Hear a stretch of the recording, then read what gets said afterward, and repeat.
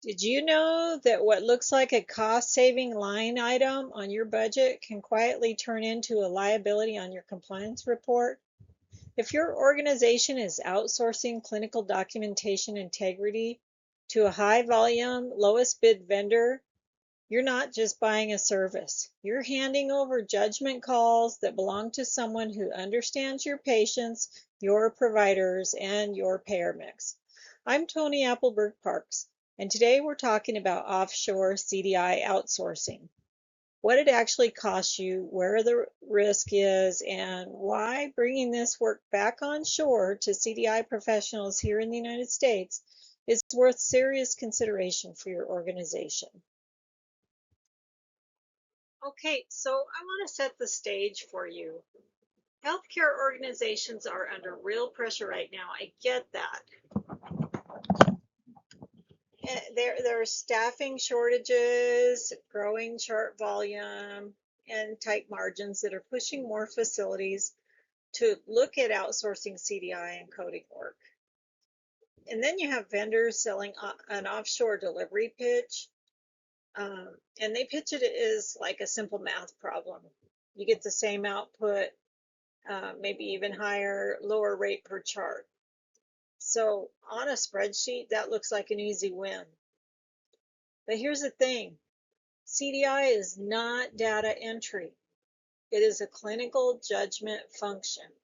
Every query, every diagnosis capture decision, every risk adjustment code touches reimbursement accuracy and eventually audit defensibility. So that's where the conversation needs to start. So here's the crazy part, and I mean that honestly because this deserves some provocation. Is a lower rate per chart worth sacrificing the clinical nuance that reflects your patient's true acuity? Because that trade-off is real. Generic high-volume coding from a remote team can miss complex comorbidities. That's not hypothetical. It shows up as silent revenue leakage and eventually as audit red flags. The savings on your balance sheet today can mask a slower, more expensive problem, a drift away from documentation that reflects how sick your patients are. Watch for the red flags on this slide. Generic queries, rising denials after go live, little to no visibility into who touched a chart and where they were sitting when they did it. Okay, so I want to get real and move past the anecdotes and look at the data. HFMA, the Healthcare Financial Management Association, published a comparative assessment where 6 organizations tracked domestic versus offshore coding over 2 years. The pattern: offshore coding was associated with a 0.1 decrease in case mix index, driven by fewer queries and inpatient encounters.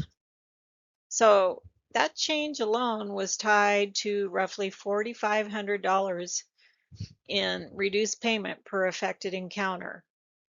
And offshore coding required more full-time staff to manage the same patient volume, with lower accuracy and more time spent on audits and retraining. So this is not a knock on the individual coders. It reflects a structural pattern. Volume-based offshore models often optimize for throughput, not for capturing the clinical nuance that risk adjustment and DRG accuracy depend on. Okay, here's hidden danger number 1, and it's the one that should get every compliance officer's attention for sure. HIPAA follows the protected health information. It does not matter where your vendor is physically located. If a foreign vendor creates, receives, maintains, or transmits PHI on your behalf, that vendor is a business associate, full stop, and needs a signed business associate agreement with flow-down protections to every subcontractor touching that data. If your facility works with a Medicare Advantage organization and uses an offshore vendor, CMS actually requires a signed attestation describing that vendor's safeguards under 42 CFR 422.503. CMS holds the authority to audit that directly. So the bottom line here, every layer of subcontracting, every additional country, every cross-border data transfer is one more point of exposure. And when something goes wrong, it is your organization's name on the breach notification, not the offshore vendors. Let's look at hidden danger number 2. This one's less about legal exposure and more about the quality of the work itself. So first, there's clinical familiarity. Coders and CDI staff working overseas may simply have less day-to-day exposure to U.S. payer rules and the documentation patterns specific to your specialties. The second one is the time zone lag. When your CDI team and your coding team are 12 hours apart, query response, QA review, and everyday clarification all slow down. That delay will compound across every chart in your queue. And the third one, and this is the one people underestimate, language and nuance. CDI work often lives in the gray area of documentation. Hedging language, ambiguous terminology, subtle comorbidity clues. This is exactly the terrain where a small gap in clinical or cultural context turns into a misdiagnosis capture. Okay, so what about the alternative? What does it look like? This is the case for reclaiming CDI work and keeping it with US-based professionals. Accountability. A domestic team sits inside your compliance program directly. Lines of responsibility are short and clear. Communication. Same time zone collaboration means a query gets answered the same day, not 2 days later after an overnight round trip. And then audit readiness. Payers and CMS increasingly want traceability. Who coded this record and where? Domestic delivery makes that a much simpler answer. And the total cost of ownership. The per chart rate is only one line in the budget. Denial rework, lost case mix index, and audit exposure belong in that calculation too.